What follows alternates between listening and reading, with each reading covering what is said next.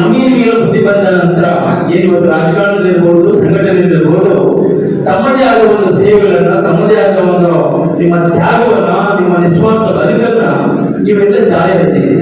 ಆ ಕಾರಣಕ್ಕೋಸ್ಕರ ನಾನು ಯಾವುದೇ ವೇದಿಕೆಯಲ್ಲಿ, ಯಾವುದೇ ಸಂದರ್ಭದಲ್ಲಿ ನಾನು ಹೋರಾಟದಿಂದ ಬಂದಿರೋಣ. ಆಕಸ್ಮಿಕ ರಾಜಕಾರಣಿಯಾಗಿ, ಮಂಡಲ ಪಂಚಾಯತ್ ಸದಸ್ಯನಾಗಿ, ಜಿಲ್ಲಾ ಪಂಚಾಯತ್ ಸದಸ್ಯನಾಗಿ, ಶಾಸಕನಾಗಿ, ನಿಮ್ಮೆಲ್ಲರ ತಾಲೂಕಿನ ಶಂಕರಣ್ಣವರ ಆಶೀರ್ವಾದ ಎಲ್ಲರ ಪ್ರೀತಿಯಿಂದ ನಾನು ಶಾಸಕನಾಗಿ 5 ವರ್ಷಗಳ ಕಾಲ ನಿರಂತರವಾಗಿ ತಾಲೂಕಿನ ಕೆಲಸವನ್ನು ಮಾಡಿದ್ರಲ್ಲ ಸಮಾಧಾನ ನನಗಿದೆ. ಆದರೆ ನಿಮ್ಮಗಳಿಗೆ ಏನು ಹೋರಾಟ ಮಾಡಿದ್ದೀರಿ, ತಾವೆಲ್ಲರೂ ಕೂಡ ನಿಜವಾಗ್ಲೂ ನಿಮ್ಮ ಜೀವನವನ್ನ, ತಮ್ಮ ಭವಿಷ್ಯವನ್ನ, ತಮ್ಮ ಅಧಿಕಾರ ಇನ್ನೊಂದು ಅಂತಸ್ತು ಏನ್ ಪಡಿಬೇಕು ಅಂತ ಎಲ್ಲರೂ ತ್ಯಾಗ ಮಾಡಿ ಇವತ್ತು ತಮ್ಮ ಈ ಒಂದು ಹೋರಾಟದಲ್ಲಿ ಜೊತೆಯಲ್ಲಿ ಕೆಲಸ ಮಾಡಿದ ಸಂದರ್ಭದಲ್ಲೇ ನೀವು ಬಂದಿದ್ದೀರಿ. ನನಗೆ ಹೋರಾಟಕ್ಕೆ ಜಯ ಸಿಕ್ಕಿದೆ. ಇನ್ನು ಮುಂದೆ ಇವತ್ತು ನಾವು ಯಾವುದೇ ಸರ್ಕಾರದಲ್ಲಿ, ಯಾವುದೇ ಮುಖ್ಯಮಂತ್ರಿ ಬರಲಿ, ಯಾರೇ ಸೆಂಟ್ರಲ್ ಏನೇ ಬರಲಿ, ಇವತ್ತು ಅದಕ್ಕೆ ಅನುಮತಿ ಕೊಡಲೇಬೇಕು, ಒಳ ಮೀಸಲಾತಿಯನ್ನು ತರಲೇಬೇಕು. ತರದೇ ಯಾರೋ ಅಪ್ಪನ ಆಸ್ತಿ ಎಲ್ಲ ಆಸ್ತಿ ಎಲ್ಲ ನಮ್ಮ ಹಕ್ಕು. ಇವತ್ತು ಹೋರಾಟಕ್ಕೆ ಎಲ್ಲ ಜಯವಾಗಲಿ. ನೀವೆಲ್ಲರಿಗೂ ಬಂದಿದ್ದನ್ನು ಪ್ರತಿಯೊಬ್ಬರು ಕೂಡ ಇಡೀ 4 ವಿಭಾಗದಲ್ಲಿ ಕೂಡ ರಾಜ್ಯ ಮಟ್ಟದಲ್ಲಿ ಇಲ್ಲಿ ಬೆಂಗಳೂರಿನಲ್ಲಿ ದೊಡ್ಡ ಒಂದು ಸಭೆಯನ್ನು ಮಾಡುವುದರ ಮೂಲಕ ಇಡೀ ಕರ್ನಾಟಕ ರಾಜ್ಯದ ದೇಶಕ್ಕೆ ನಮ್ಮ ಕೇಂದ್ರ ಸರ್ಕಾರ ಗಂಟೆಸುವಂತೆ ಕೆಲಸ ಮಾಡುವ ಸಂದರ್ಭದಲ್ಲಿ ಎಲ್ಲ ಧರ್ಮ ಎಲ್ಲ ಶಕ್ತಿಗಳನ್ನು ನಾನು ಜೊತೆ ಕೊಟ್ಟು ಸಹಕಾರ ಕೊಡ್ತೀನಿ ಅಂತ ಹೇಳಿ ನಾನು ಮಾತು ಮುಗಿಸ್ತೇನೆ. ಅದೇ ದಿನದಲ್ಲಿ ನಮ್ಮ ಆಂಧ್ರ ಪ್ರದೇಶ, ತೆಲಂಗಾಣ ರಾಜ್ಯಗಳು, ಆಯಾ ಮುಖ್ಯಮಂತ್ರಿಗಳು ಈ ಒಂದು ವರದಿಯನ್ನು ಯಥಾವತ್ತಾಗಿ ನಾವು ಜಾರಿ ಮಾಡುವಂಥದ್ದು ಅದು ಸೂಕ್ತ. ಈ ಸಮಾಜಕ್ಕೆ ಅನ್ಯಾಯ ಆಗಿದೆ, ಆ ಸಮಾಜಗಳಿಗೆ ನ್ಯಾಯವನ್ನು ನಾವು ಕೊಡುವಂಥದ್ದು ನಮ್ಮ ಧರ್ಮ. ಇವರ ಹಲವಾರು ಹೋರಾಟಗಳ ಮುಖೇನ ಈ ಒಂದು ನ್ಯಾಯವನ್ನು ಪಡ್ಕೊಂಡಿದ್ದಾರೆ, ಅದನ್ನು ಜಾರಿ ಮಾಡಬೇಕು ಅಂತೇಳಿ ಮುಖ್ಯಮಂತ್ರಿಗಳು ಒಪ್ಪಿಕೊಂಡ್ರು. ಬಂಧುಗಳೇ, ಇವತ್ತು ಬಹಳ ನೋವಾಗ್ತದೆ. ನಮ್ಮ ಮಧ್ಯದಲ್ಲಿ CK ಜಯರಾಮಣ್ಣವರಿದ್ದರು, ನಮ್ಮ ಶಂಕರಪ್ಪನವರು ನಮ್ಮ ಮಧ್ಯದಲ್ಲಿದ್ದಾರೆ, ಮಾಪಣ್ಣವರಿದ್ದಾರೆ, ಬಾವಗಳ ಶ್ರೀರಾಮ್ ಅವರಿದ್ದಾರೆ, ಇನ್ನು ಅನೇಕ ಸಂಘಟನೆಗಳ ಮುಖಂಡರು ಈ ಒಂದು ವರದಿಗಾಗಿ ಹೋರಾಟಗಳನ್ನು ಮಾಡಿ ಬೇರೆ ರೀತಿಯಾದ ಹೋರಾಟಗಳನ್ನ ಆಗಬೇಕಲ್ಲೇ ಉಟ್ಕೋಸಿ ಚಳುವಳಿ, ರಸ್ತೆಯಲ್ಲಿ ಉರುಳು ಕಾರ್ಯಕ್ರಮ, ತಮಟೆ ಚಳುವಳಿ, ಎಲ್ಲ ರೀತಿಯಾದ ಹೋರಾಟಗಳನ್ನು ಮಾಡಿ ಈ ಒಂದು ವರದಿ ಜಾರಿ ಆಗಬೇಕು ಅಂತೇಳಿ ಅನೇಕ ರೀತಿಯಾದ ಕಷ್ಟಗಳನ್ನು ಪಟ್ಟಿದೆ. ಒಂದು ದುರಂತ ಏನಂತಂದ್ರೆ, ನಾವೆಲ್ಲ ಅರ್ಥ ಮಾಡ್ಕೊಳ್ಬೇಕು. ಇಲ್ಲಿ ಬಂದಿರೋ ನಾಯಕರು ಬ್ರಾಹ್ಮಣ ಸಮಾಜದವರು 10% ಮೀಸಲಾತಿ ನಮಗೆ ಕೊಡಿ ಅಂತೇಳಿ ಯಾವತ್ತೂ ಕೂಡ ಅವರು ಹೋರಾಟ ಮಾಡಲಿಲ್ಲ. ಗಮನಿಸಬೇಕು ದಯಮಾಡಿ, ಎಲ್ಲರೂ ಯಾವತ್ತೂ ಕೂಡ ಅವರು ಹೋರಾಟ ಮಾಡಲಿಲ್ಲ. ಆದರೂ ಅವರಿಗೆ 10% ಮೀಸಲಾತಿ ಸಿಗ್ತದೆ. ಆ ಒಂದು ಉರುಳು ಸೇವೆ ಇಲ್ಲ, ರಸ್ತೆ ಚಳುವಳಿ ಇಲ್ಲ, ಪ್ರತಿಭಟನೆ ಇಲ್ಲ, ಧರಣಿಗಳಿಲ್ಲ, ಯಾವುದೇ ಇಲ್ಲ. ಆದ್ರೆ ಆ ಸಮಾಜಕ್ಕೆ 10% ಮೀಸಲಾತಿಯನ್ನು ಬಹಳ ಸುಲಭವಾಗಿ ಅವರು ಪಡೆದುಕೊಂಡರು. ಬಹಳ ಸಂತೋಷ. ನಾವು ಅದಕ್ಕೆ ವಿರೋಧ ಮಾಡ್ತೇವೆ. ವಾಲ್ಮೀಕಿ ಸಮಾಜದವರು ಅವರ ಸ್ವಾಮೀಜಿಗಳ ಮುಖೇನ ಸುಮಾರು ವರ್ಷ 3 ತಿಂಗಳ ಕಾಲ ಫ್ರೀಡಂ ಪಾರ್ಕ್ ಅಲ್ಲಿ ಧರಣಿ ಕೂತ್ಕೊಂಡ್ರು. ಅವರಿಗೆ ಮೀಸಲಾತಿಯನ್ನು ಹೆಚ್ಚು ಮಾಡಿದ್ರು. ಪರಿಶಿಷ್ಟ ಜಾತಿಯಲ್ಲಿ ಇದ್ದಂತ ಛಲವಾದಿ ಮತ್ತು ಮಾದಿಗ ಸಮಾಜ, ಈ 2 ಸಮಾಜಗಳ ಜೊತೆಗೆ 101 ಸಮಾಜಗಳನ್ನ ಸೇರಿಸಿ ನಮಗೆ ಸಿಗಬೇಕಾದಂತ ಪಾಲನ್ನ ಇತರವರು ಕಷ್ಟಪಡುವುದನ್ನ ಎಷ್ಟು ಕಾಲ ನಾವು ಸಹಿಸಬೇಕು ಅಂತೇಳಿ ಹೋರಾಟ ಮಾಡಿ ವರದಿಯನ್ನ ಸರ್ಕಾರಕ್ಕೆ ಕೊಟ್ಟರು.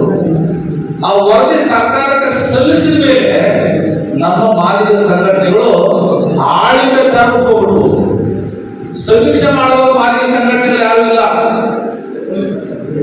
ಎಷ್ಟು ಜನ ಸಮೀಕ್ಷೆ ಮಾಡುವಾಗ ಪ್ರತಿ ಮಾದಿಗ ಕೇರಿಗಳಲ್ಲಿ ಮಾದಿಗ ಎಂಬುದಾಗಿ ಬರಸಿ ಅಂತ ಹೇಳುವಂತ ನಾಯಕರು ಒಬ್ಬರು ಇಲ್ಲ ಆ ಕಾಲಕ್ಕೆ.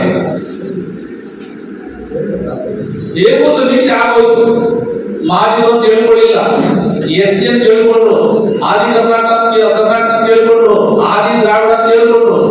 ಸ್ಪಷ್ಟವಾಗಿ ಮಾದಿಗ ಅಂತ ಯಾರು ಕೂಡ ಹೇಳ್ಕೊಳ್ಳಲಿಕ್ಕೆ ಯಾವ ಜಾಗೃತಿ ಸಭೆಗಳು ಆ ಸಂದರ್ಭಕ್ಕೆ ಆಗಲಿಲ್ಲ. ಯಾವತ್ತು ವರದಿ ಕರ್ನಾಟಕ ಸರ್ಕಾರ ಸ್ವೀಕಾರ ಮಾಡಿತು ಉಟ್ಕೊಂಡ್ಬಿಟ್ರು ಮಾದಿಗರು ಲೀಡರ್ಗಳು.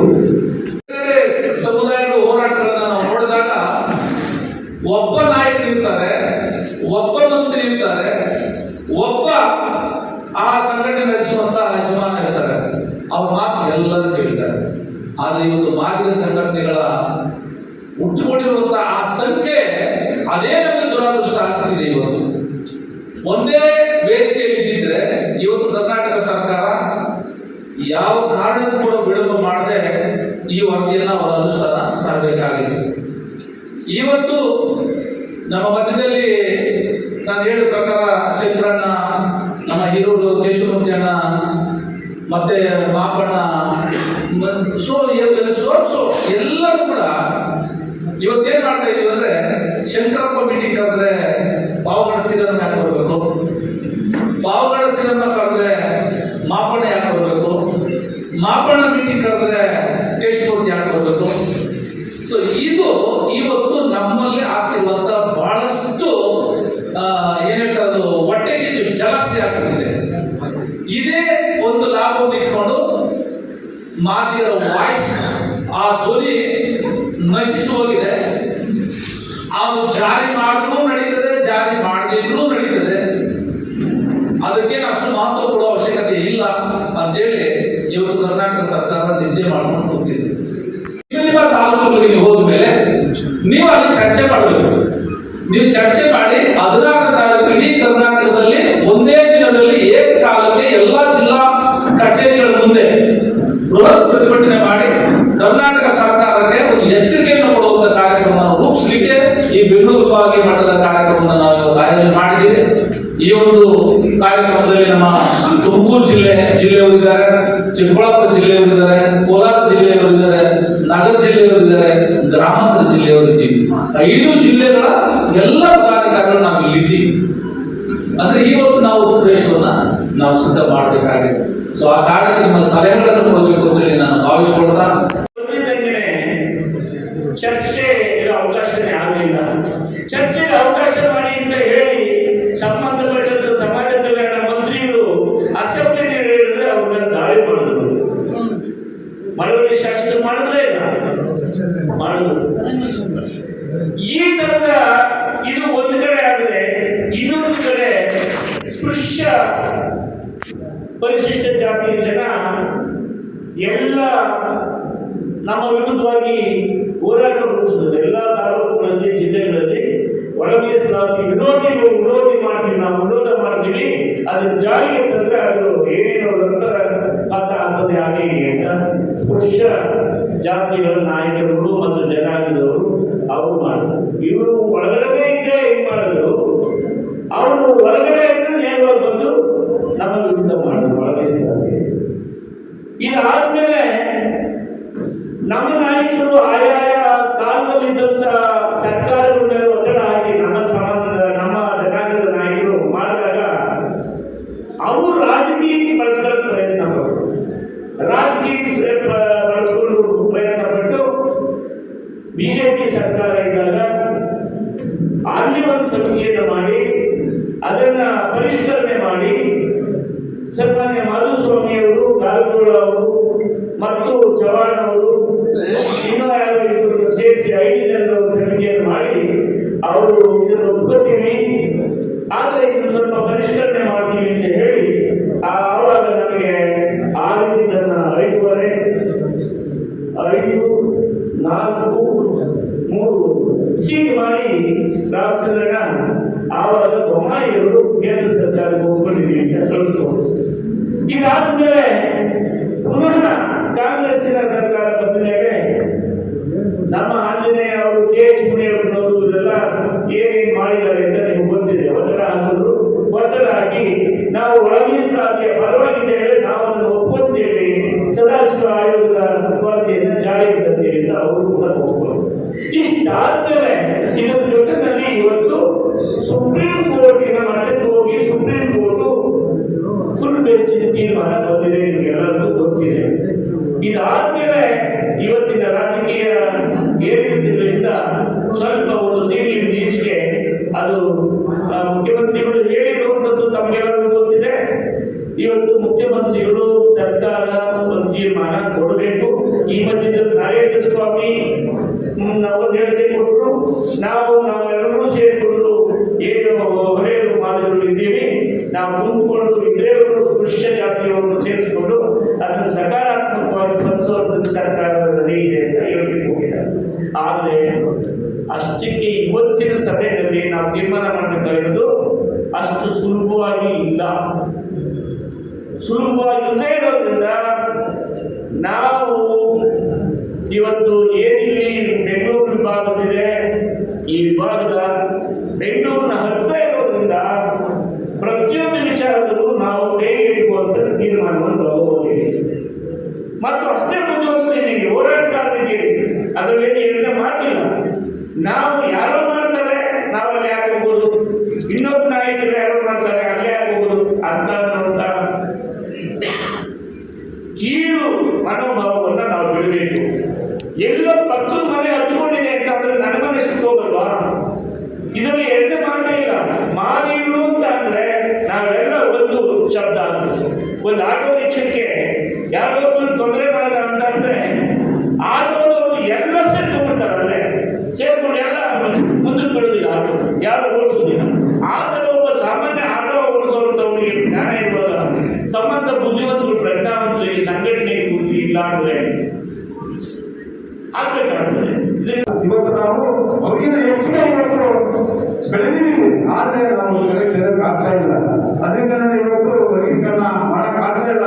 ಅದರಿಂದ ನಾನು ಮೊನ್ನೆ ಲಾಸ್ಟ್ ಇದೇ ತಿಂಗಳು 12ನೇ ತಾರೀಕು ಕರ್ನಾಟಕ ಸೇವಾ ಸಂಸ್ಥೆ ಎಲ್ಲ ಜಿಲ್ಲಾ ಕೇಂದ್ರಗಳಲ್ಲಿ ತಮ್ಮದೇ ಚಳವಳಿ ವರ್ಗೀಕರಣ ಪರವಾಗಿ ಕೆಲಸ ಮಾಡಿದಾಗ ನಾನು ಸುಮಾರು 1,000 ಜನ ಚಿಕ್ಕಬಳ್ಳಾಪುರ ತಮ್ಮದೇ ಚಳವಳಿ ಕಾರ್ಯಕ್ರಮ ಮಾಡಿದ್ದೀನಿ ವರ್ಗೀಕರಣ ವಿಚಾರದಲ್ಲಿ. ಬಟ್ ಇವತ್ತು ಯಾವ ಸೇರಿ ಈ ಕಾರ್ಯಕ್ರಮ ರೂಲ್ಸ್ ಇದ್ದಲ್ಲಿ ನಾವು ರಾಜ್ಯದಲ್ಲಿ ಏನ್ ಹೇಳಿದೀವಿ 1 ಲಕ್ಷ ಜನ ಮೇಲೆ ಸೇರ್ಬೇಕಲ್ಲ, ಅದು ಕರೆಕ್ಟ್ ಆಗಿ ಸಕ್ಸಸ್ ಆಗುತ್ತೆ. ಅದ್ರ ಜೊತೆಯಲ್ಲಿ ಇವತ್ತು ಏನು ಜಿಲ್ಲಾ ಕೇಂದ್ರಗಳಲ್ಲಿ ಇವತ್ತು ಕಾರ್ಯಕ್ರಮ ಕೊಟ್ಟಿದ್ದೀರಾ, ಅದು ನಮ್ಮ ಜಿಲ್ಲೆಯಲ್ಲಿ ಹೆಚ್ಚಿನ ಸಂಖ್ಯೆಯಲ್ಲಿ ಸೇರಿಸಿ ನಾನು ಈ ಒಂದು ಕಾರ್ಯಕ್ರಮ ಯಶಸ್ವಿಗೊಳಿಸೋದಕ್ಕೆ ನಾನು ಕಾರ್ಯಕ್ರಮದಲ್ಲಿ ಕೆಲಸ ಮಾಡ್ತೀನಿ ಅಂತ ಮೂಲಕ ಎಲ್ಲರೂ ಖುಷಿ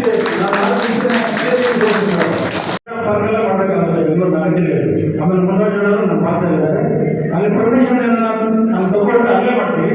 ಇಲ್ಲ ನಮ್ಮ ಸಿದ್ದರಾಮಯ್ಯ ಈ ಸಮ್ಮುಖದಲ್ಲಿ ಮತ್ತು ಆಮೇಲೆ ಕೆಲವರು ನಮ್ಮ MLA MP ಅವ್ರ ಮುಖದಲ್ಲಿ ಸಮ್ಮುಖದಲ್ಲಿ ಒಂದು ಮೀಟಿಂಗ್ ಆಯೋಜನೆ ಮಾಡಿ ನಾವು ಸುಮಾರು 5,000 ರಿಂದ 1,000 ಜನ ಸೇರಿಕೆ ನಾವು ವ್ಯವಸ್ಥೆ ಮಾಡ್ತೀವಿ. ಇದಕ್ಕೆ ಪ್ರತಿಯೊಬ್ಬರು ಕೈ ಜೋಡಿಸಬೇಕು. ಆಮೇಲೆ ನೀವು ನಮ್ಮ ಬೆಂಗಳೂರು ನಮ್ಮ ಬಸವನಸೌಧದ ಎಲ್ಲರನ್ನ ನಾವು ಸಾಯಂಕಾಲ 7 ದಿನ ನಾವು ಬೆಂಗಳೂರು ನಗರದಲ್ಲಿ 28 ವಿಧಾನಸಭಾ ಕ್ಷೇತ್ರಗಳಲ್ಲಿ ಪ್ರತಿಯೊಂದು ವಾರ್ಡ್ ಮತ್ತು ಜಿಲ್ಲಾ ಪಂಚಾಯತಿ ತಾಲೂಕು ಪಂಚಾಯತಿ ಎಲ್ಲರೂ ಬರ್ತಾರೆ. ಎಲ್ಲರಿಗೂ ಮಾಹಿತಿ ಕೊಟ್ಟು ಇವತ್ತಿನ ಕೊಟ್ಟು ಎಲ್ಲದಕ್ಕಿಂತ ಹೆಚ್ಚಾಗಿ ಬೆಂಗಳೂರು ರಾಜ್ಯದಲ್ಲಿ ಹೆಚ್ಚಾಗಿ ಮಾಡಬೇಕಾದ್ರೆ ನಿಮ್ಮೆಲ್ಲ ಸಹಕಾರಗಳನ್ನು ವ್ಯವಸ್ಥೆ ಬೇಕಾಗುತ್ತೆ.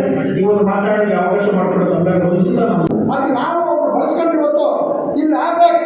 ಅವ್ರು ಬರಬೇಕು ಮಾಡಿದ್ರೆ ಅವ್ರಿಗಿಂತ ಜಾಸ್ತಿ ಪರ್ಸೆಂಟ್ ನಾವು ತಗೊಂಡಿದ್ವಿ. ಎಲ್ಲ ನಮ್ಮ ಕೊಡುಗೆ ನಿಮ್ಮೆಲ್ಲ ಕೊಡುಗೆಯಿಂದ ಇವತ್ತು ಅಲ್ಲಿ ಸಭಾ ಚೇರ್ಮನ್ ಇಲ್ಲ, ಮೆಡಿಕಲ್ ಚೇರ್ಮನ್ ಇಲ್ಲ, AGM ಚೇರ್ಮನ್ ಇಲ್ಲ, ಹಾಗೆ ನಮ್ಮ ಅಧಿಕಾರ ಆಯೋಗ ನಮ್ಮ ಸಭಾ ಆಯೋಗ ಅಧ್ಯಕ್ಷ ಇಲ್ಲ. 4 ಪಟ್ಟು ಅವರಿಂದ ಜಾಸ್ತಿ ತಗೊಂಡಿದ್ರು ಕೂಡ ಆದರೂ ಹೋರಾಟಗಾರರಾಗಿ ನಾವು ಬೆಳೆಸಿದ್ದೀವಿ. ನಿಮ್ಮ ಕೊಡುಗೆ ಇಲ್ಲಿಗೆ ಅನ್ನೋದನ್ನ ನಾವು ಮಾತಾಡಿದ್ವಿ. ಬರ್ತೀನಿ ಅಂತ ಹೇಳಿದ್ರೆ ಆದರೆ ನಾವೆಲ್ಲ ಸೇರ್ಕೊಂಡು ಪಾಪ ಇನ್ನೊಂದು ಸ್ವಲ್ಪ ಸೊಳ್ಳೆ ಬಚ್ಚಿ ಎಲ್ಲರೂ ವೇದಿಕೆಗೆ ಬರೋಣ. ಒಳಗೆ ಸ್ವಲ್ಪ ಬಂದರೆ ನೀವು ತಗೊಂಡೋಗಪ್ಪ, ನೀವು ಯಾರಂತೆ ತಗೊಂಡು ಇಟ್ಕೊಂಡೋಗಿ ಮೀಸಲಾತಿ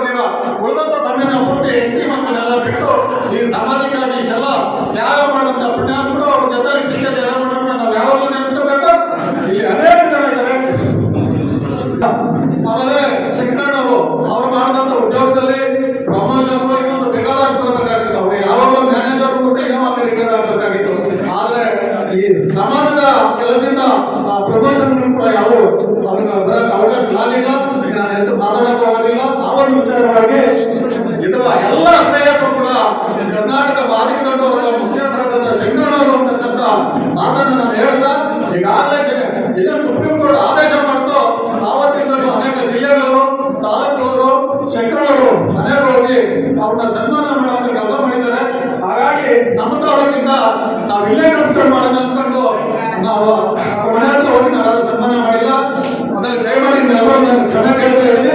ಇದನ್ನು ಕಾಯ್ತಾ ಇದ್ದೀರಲ್ಲ, ದಯಮಾಡಿ ಬೇಜಾರಾಗ್ಬೇಕಂದ್ರೆ ನಾವೊಂದು ಉತ್ಸಾಹವಾಗಿ ಈಗ ನಮ್ಮ ತಾಲೂಕು ಸಮಿತಿಯಿಂದ ನಾವು ಶಂಕರಗೌಡರು ನಿಮ್ಮೆಲ್ಲರ ಒಂದು ಆಶೀರ್ವಾದದಿಂದ ಅವರು ಸನ್ಮಾನ ಇಟ್ಕೊಂಡಿದ್ದೀವಿ. ದಯಮಾಡಿ ಅವರು ಸಹಕರಿಸಿ ಅಂತ ಹೇಳಿ ನಮ್ಮಲ್ಲಿ ಮನವಿ. ನಮ್ಮ ಗಂಗಾಧರ ಗೋವಿಂದರವರು ಚಿಕ್ಕಬಳ್ಳಾಪುರ ಸುರೇಶ್ ಅವರು ಮತ್ತೆ ನಮ್ಮ ಗೋಪಾಲ್ ಅವರು ಎಲ್ಲ ಇದ್ದಾರೆ. ನಾವು ಸಭೆ ಕೊಡ್ತೀವಿ. ಆ ಸಭೆ ತಂದ್ಕೊಂಡು ಎಷ್ಟು ಜನ ನಾವು ಸೇರ್ಬೇಕು, ಶಕ್ತಿ ಮೀರಿ ಅವ್ರು 2,000 ಜನ 2,000 ಜನ ಮೀರ್ಬೋದು ಅಂತ ಹೇಳಕ್ಕಾಗಲ್ಲ. ಆದ್ರೂ ಮುತ್ತಿಗೆ ಹಾಕೋದೊಂದು ಗ್ಯಾರಂಟಿ ಇಡೀ ಕರ್ನಾಟಕ ರಾಜ್ಯದಲ್ಲೇ ಒಂದು ಮಾಡಬೇಕಂತ ಒಂದು ಕರೆ ಕೊಟ್ಟಿದ್ರು ಬಾಂಧವರಿಂದ. ಆವತ್ತು ನಾವು ಚಿಕ್ಕಬಳ್ಳಾಪುರ ಜಿಲ್ಲೆ ರೆಕಾರ್ಡ್ ಆಗಿವೆ. 6 ಗಂಟೆಗೆ ತೆಗೆದಿರ್ತೀವಿ ಬಂದಾಯ್ತು. ಚರಿತ್ರೆಯನ್ನು ಉಳಿದಿದೆ ಚಿಕ್ಕಬಳ್ಳಾಪುರ. ಆ ಚರಿತ್ರೆಯನ್ನು ಉಳಿಯೋ ತಾಕತ್ತು ನಾವು ಮಾಡ್ತೀವಿ ಚಿಕ್ಕಬಳ್ಳಾಪುರ ಜಿಲ್ಲೆಯಲ್ಲಿ. ಈ ವೇದಿಕೆ ಮುಖಾಂತರ ನಾವು ಹೇಳ್ತಾ ಇದ್ದೀವಿ. ಅದಕ್ಕೋಸ್ಕರ ಈಗ ನಾವೆಲ್ಲರೂ ಈ ಒಂದು ತೀರ್ಮಾನ ಏನೇನು ಬದಲಾಗಿರ್ತೀವಿ ಅಂತ ಹೇಳ್ಬಿಟ್ಟು ಹೇಳ್ತಾ, ಮತ್ತೆ ಇಲ್ಲಿ ನಮ್ಮ ಮುನ್ನಾಜಿನವರಲ್ಲಿ, ವೆಂಕಟೇಶನವರಲ್ಲಿ, ಮತ್ತೆ ಇಲ್ಲಿ ನಾರಾಯಣ ಸ್ವಾಮಿನವರು ಇಲ್ಲಿ ಇನ್ನೂ ಶಕ್ತಿ ಮೀರಿ ಸಂಘಟನೆ ಮಾಡಬೇಕು. ಇವರಲ್ಲಿ ಸ್ವಲ್ಪ ಚೇಂಜ್ ಆಗಬೇಕು. ಸಾಮಾನ್ಯ ವ್ಯಕ್ತಿ ಬಂದ್ರು ಅವ್ರು ಗೌರವ ಕೊಡೋ ವ್ಯಕ್ತಿ ಇರಬೇಕು. ಸಾಮಾನ್ಯ ವ್ಯಕ್ತಿ ಬಂದ್ರು ಗೌರವ ಇರಬೇಕು. ಸಾಮಾನ್ಯ ವ್ಯಕ್ತಿ ಬಂದ್ರು ನಮ್ಮ ನಾಯಕರು ಅಂತ ಹೋಗ್ಬೇಕು. ನಮ್ಮ ನಾಯಕರು ಅಂತ ಹೋಗ್ಬೇಕು. ನಮ್ಮ ನಾಯಕರಲ್ಲ ಹೋಗೋಣ ಅಂತ. ನಮ್ಮಲ್ಲಿ ಏನಿದೆ ಗೊತ್ತಾ? ಎತ್ತಬೇಕು ಮಾಡಿದ್ರೆ ಹಾಕಿದ್ರೆ ನಾನಿದೆ ನಮ್ಮ ಹತ್ರ ಅದು ಬಿಡ್ಬೇಕು ಮಾಡಿದ್ರು. ದುಡ್ಡು ನಾವಿದ್ರೆ ನಾನೇ ಹೋಗ್ಬೇಕು. ಅದು ಬಿಡ್ಬೇಕು. ಒಂದು ಕಾರ್ಯಕ್ರಮಗಳನ್ನು ನಾವು ಕೊಡ್ತೇವೆ, ನೀವು ಬನ್ನಿ, ನಾವು ಬರ್ತೇವೆ. ಏನು ಕಂಪ್ಲೇಂಟ್ ಆಗೋ ಮಟ್ಟದಲ್ಲಿ ನಾವು ಸಮಾಜವನ್ನು ಕಟ್ಟಲಿಕ್ಕೆ ಸಾಧ್ಯ ಆಗುತ್ತೆ. ಅಥವಾ ಸಂಘಟನೆಯನ್ನು ವ್ಯಾಪಾರ ಮಾಡೋದಂತ ಕೆಲಸ ಆಗುತ್ತೆ. ಸಾಕಷ್ಟು ಈಗ ಅದನ್ನು ಮಾಡಿ ಮಾಡಿ ಮಾಡಿ ನಾವು ಎಲ್ಲ ಒಂದು ಕಡೆ ಬೇಕಾಗ್ತೀವಿ. ಹಾಗಾಗಿ ದಯವಿಟ್ಟು ನಾಯಕರಲ್ಲಿ ನಾವು ಒಂದು ವಿನಂತಿ ಮಾಡ್ಕೊಳ್ತೀವಿ. ದಯವಿಟ್ಟು ನಮ್ಮ ವೈಯಕ್ತಿಕ ಈಗೋಗಳನ್ನು ಬಿಡಿ. ರಾಜಪ್ಪನವರು ಪ್ರಾರಂಭದಲ್ಲಿ ಹೇಳ್ಬಿಟ್ಟಿದ್ದಾರೆ, ನಮ್ಮಲ್ಲಿ ಈಗೋ ಜಾಸ್ತಿ ಇದೆ, ಜಲಸ್ ಜಾಸ್ತಿ ಇದೆ, ಆ ಸ್ವಾರ್ಥ ಜಾಸ್ತಿ ಇದೆ. ಖಂಡಿತ ಇದೆ, ಇಲ್ಲ ಅಂತಿಲ್ಲ. ಅದು ಇರಬೇಕು. ಎಲ್ಲಿರಬೇಕು, ಯಾವಾಗ ಇರಬೇಕು, ಯಾವಾಗ ನಾವು ಅದನ್ನ ಅನುಷ್ಠಾನಕ್ಕೆ ತರಬೇಕು, ಅದು ಮಾಡಬೇಕು. ಬಟ್ ಸಮಾಜ ಅಂತ ಬಂದಾಗ ರಾಷ್ಟ್ರೀಯವನ್ನ ಸೈಡ್ ಇಡಬೇಕಾಗುತ್ತೆ, ನಮ್ಮ ಈಗೋವನ್ನ ಪಕ್ಕಕ್ಕೆ ಇಡಬೇಕಾಗುತ್ತೆ, ನಮ್ಮ ಸ್ವಾರ್ಥವನ್ನ ಇನ್ನೊಂದು ಸೈಡ್ ಇಡಬೇಕಾಗುತ್ತೆ.